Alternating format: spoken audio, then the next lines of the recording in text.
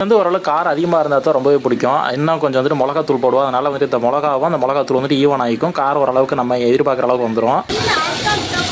வெங்காயம், இஞ்சி பூண்டு பேஸ்ட்டு, கொத்தமல்லி இதெல்லாம் போட்ட பார்த்தீங்களா, அதெல்லாம் நல்லா வணங்கிருச்சு. நெக்ஸ்ட் ப்ராசஸ் பார்த்தீங்கன்னா வெட்டி வச்ச தக்காளி வந்துட்டு பங்காளி எடுத்து போடுறாரு. இதுவும் நல்லா வதக்குறாரு. எல்லாத்தையும் போட்டுருவா. இப்போ வந்து தக்காளி நல்லா வணங்கிருச்சு. நெக்ஸ்ட்டு பார்த்தீங்கன்னா மஞ்சத்தூள், அதே மாதிரி கரம் மசாலா, சிக்கன் பிரியாணி பொடி இது எல்லாத்தையும் வந்துட்டு போட்டுக்கிட்டு இருக்கிறாரு. பிரியாணி பொடி வந்துட்டு என்ன தான் போட்டாலும் அது வாசனைக்காக தான். ஆனால் வில்லேஜ் சைடு பார்த்தீங்கன்னா தனி வரமிளகா தூள் அப்படின்னு சொல்லிட்டு ஒன்று தனியாக வச்சுருப்பாங்க. அது வந்துட்டு இன்னமும் காட்டமாக இருக்கும். பிரியாணியோட டேஸ்ட் வந்துட்டு இன்னும் எக்ஸ்ட்ரா ஆகும். அதையும் வந்துட்டு போட்டுக்கிட்டாங்க.